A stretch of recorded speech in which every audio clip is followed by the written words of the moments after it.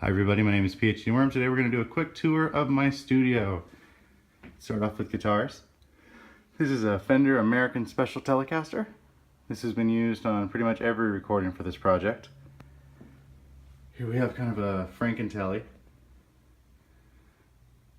That doesn't get used very often. This is my Fender Mexican Strat. It's actually my first guitar.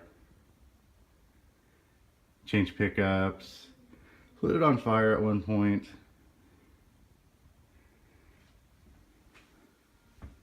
It's a Squier Classic Vibe Custom. It's a Telecaster, obviously.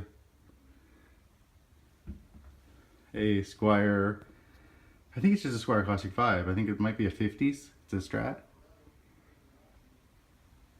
My Gibson Les Paul Standard.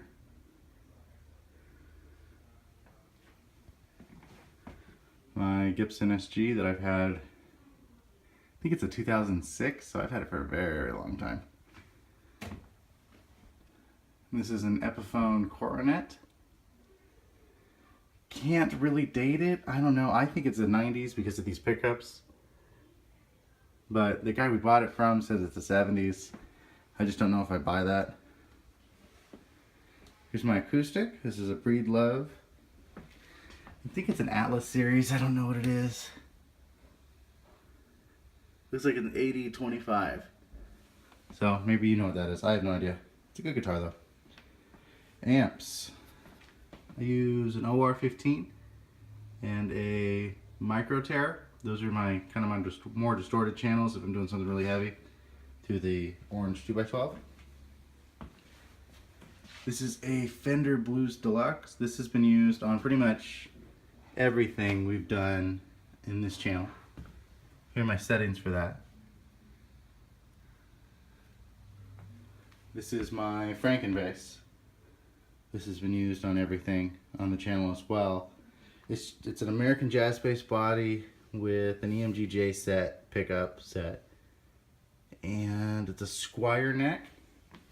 I don't know if you can see this, but I actually sanded off the Squier. Here is my Gresh Catalina Maples kit. It comes in a 6-piece, but I use a 4, so just 2 toms and a snare. It's a great kit. If you can find one at a decent price, I always recommend it. This is one of my ukuleles. The other one's actually over here. It fell down off the wall the other day. Here's some, they might be giants. Here's the other ukulele. I just gotta hang that back up this afternoon.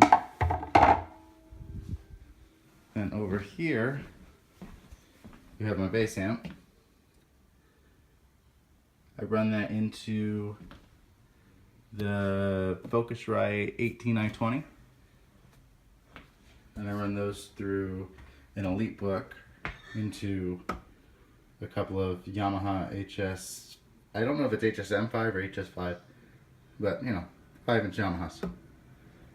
Over here I just have a bag of random noisemakers, everything from xylophones to tambourines and all kinds of junk. And there's my accordion, but we're not going to get that out. Not today at least. In this cabinet we have a ton of microphone stands and a bunch of really cheap microphones. So for vocals, I'm using the MXL R40. It's a ribbon mic. Gives kind of a vintagey kind of sound to vocals. I like that, especially for 40 bucks. I got like a stupid deal today. This is a Shure SM58. That's wickedly dented. I use that on guitar cabinets and snares. This is my bass drum mic. Came out of a pack of like 9 or something, or 7. It's a CAD KM212. For toms, I use a Shure PG58. This one's very dented.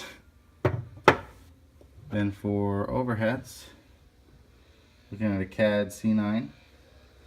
Are you done? And then on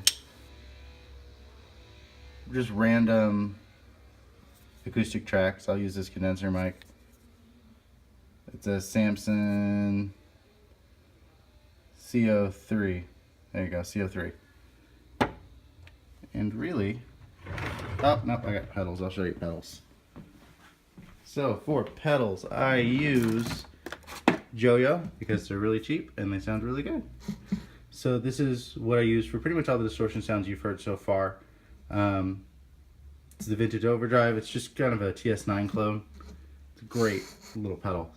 If I want to get dirtier, I use a Voodoo Octave. It's a fuzz octave pedal. And for a little bit of tremolo and shimmer, I just use the Joyo tremolo. Don't use it very often, but occasionally it'll show up. And then just a Joyo tuner. And for strings, I use Elixirs size 9. Because why tune it up with a heavier string if I don't have to? Okay, and I think that pretty much does it. Thank you very much, guys. Have a good one. Bye.